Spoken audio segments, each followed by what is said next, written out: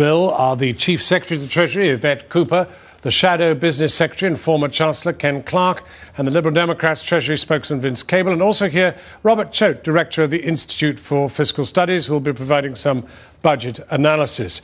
Yvette Cooper, this is a moment of truth, isn't it? And it's a moment when viewers have to be told the truth. They're going to be worse off. Well, we have set out forecasts for the economy, but also for the public finances as well. This is the first time since the Second World War that the entire world economy has shrunk. So, of course, that is having an impact. But actually, we think it's right... But I'm thinking of the viewer at home. Well, what are you going to say to them about how it's going to be for them? The most important thing for the viewer at home is that we do everything we can right now to support jobs, to help people stay in their homes, to prevent repossessions. And this budget actually is putting billions of pounds into backing jobs. Overall, all of these measures should protect about 500,000 jobs, but also provide several other 100,000 jobs, particularly for the young unemployed, because we can't ever go back to the 80s. So I think it's about getting through these difficult times and then investing for recovery and for the future. Even if you win the next election, Ken Clarke, everybody's going to be worse off. You're going to have some tough and difficult decisions, yes. What we've had is a gigantic problem described and no solution. Indeed, the government's overwhelmed by events and they're just drifting on, putting in bogus figures for future growth, a huge boom that's going to start in 2011 to stop giving any answers. What Tory solution have they We're going to omitted? look at public spending, obviously, first of all. We'd start public spending savings now. We denounced being brutal when we talked about efficiency savings. The government's now found another £9 billion worth of efficiency savings, but won't start them until the election's over. But that's only the start. You do have to have a culture change. You do have to look at the public spending totals. We prefer to actually start getting control of spending again. We can't guarantee they won't have tax increases. The reason for all this is not so just to be severe. One thing you'll cut that wasn't mentioned today. One thing we'll cut, well, if they would give their 2010 budget, if they're going to give one, I would give ours, perhaps. But we've got... Your plan is for cuts now, isn't it? Your plan is to cut budget right now in the middle of a recession. I mean, your plan is as well. But no, we're not making plans. We said if you made the efficiency... You have to, change back office services, you have to sell off additional property, all of those sorts of things, which take time. I've heard you earlier today describing things we're doing which we're not doing. But David Cameron said it's to make cuts this year. No, he didn't say. But I'm trying to put some blue water between. Bring forward the efficiency savings this year in the depths of a recession. Of course, I don't have to have it explained to me that you don't start fisting, tightening in the middle of a recession. We would use the money to relieve savers of tax to use for the programme we announced for students and skills training. But actually, your policy is let me bring the third party in. No fiscal tightening this year. But your programme is a complete myth based on bogus figures. We'll come back to this. And even the cuts in spending, which are quite sharp, that you've announced, you deliberately, cynically put them the other side of an election. David Cameron specifically said that all departments would be restricted to 1% growth this year. That's a substantial cut in the budgets that departments are already using. On that, you have right now, in the middle of a recession, cutting apprenticeships. This seems madness to me. What, from your perspective, was left out of this budget?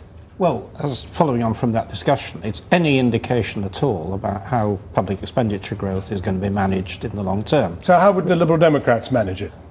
I think by being more specific than Ken has been, but heading in the same direction. I mean, we've We've already identified a whole series of very specific things that we would cut, and they're not easy things. Baby bonds, slash the Eurofighter contract, get rid of the ID card scheme, scrap a large part of the NHS IT scheme. Those are very specific and they're short term, but looking beyond that, you have to look at some of the really big ticket items which are very difficult to manage. Public sector pensions are potentially out of control. The actual outlays have doubled in the last 3 or 4 years. It's not sustainable. We're going to have to look at it very difficult. Looking at the defence budget and the worldwide commitments, looking at the tax credit scheme, which is a very progressive idea, but it goes right up the income scale and is unaffordable. Looking at the commitment to higher education, half of all the young people go to university. It's a great ideal, but we cannot afford it in these constrained circumstances. OK, Robert Choate, virtually everybody looking in is probably in debt, if you take in their house and everything else, to the tune of 4 times their income. Perfectly standard. Why should we worry that the UK is in debt, say, to 78% of its income? And furthermore, isn't it anyway how the Germans live? Well, as the indebtedness of the economy goes up, then you have to devote more money that you might either wish to give away in tax cuts or to spend on something you'd prefer to spend it on in debt interest in the future. I think the key point to bear in mind is that we've got debts now rising from 40 probably to about 80%, and it's going to require an enormous squeeze both on public spending and on tax increases to stop it ballooning really to a very unsustainable levels and an unending increase in debt interest payments. Even with this big squeeze running over 2 parliaments, it's going to take a long time to get debt back down to anything like its pre-crisis levels. Yvette Cooper, you talk about the economy shrinking by 3.5%, and then miraculously it bounces back by almost the same amount.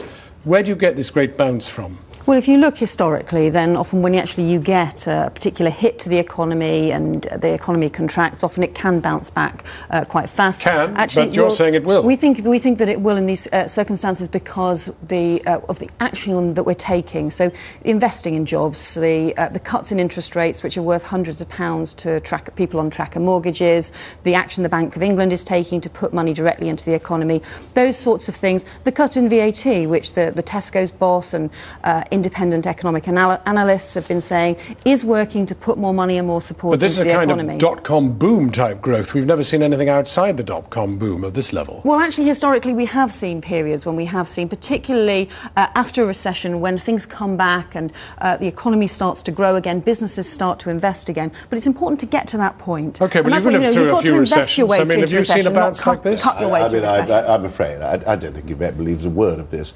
They decided they couldn't put any difficult options in because the Prime Minister wouldn't allow them. They therefore put in, for year after next, a growth figure which was necessary in order to pretend there wasn't a problem. But if she's wrong, then and you win the next election, then it's going to be even worse than they say it is. I would love to believe it's right. I mean, the last budget in November, they said the recession was going to end by next month, and then we were going to have growth for the second half of this year. They did the same thing last November. It's just bogus. One of the things you require, and one of the things at least Vince and I agree on, is you have to have some candour in accepting not only the problem you've described, but you've got to look for some realistic solutions. And I would like to take more care at exactly before drawing up a budget for 2010 and exactly how you change the culture and get the discipline on public spending. But that's where you've got to go. Well, Labour's incapable of doing that. Vince Cooper, do you believe 3.5% growth? Absolutely not. And I think there's a basic lack of logic in the position. On the one hand, the argument is being advanced the economy is going to recover rather as it did after the Tory recession in the early 90s.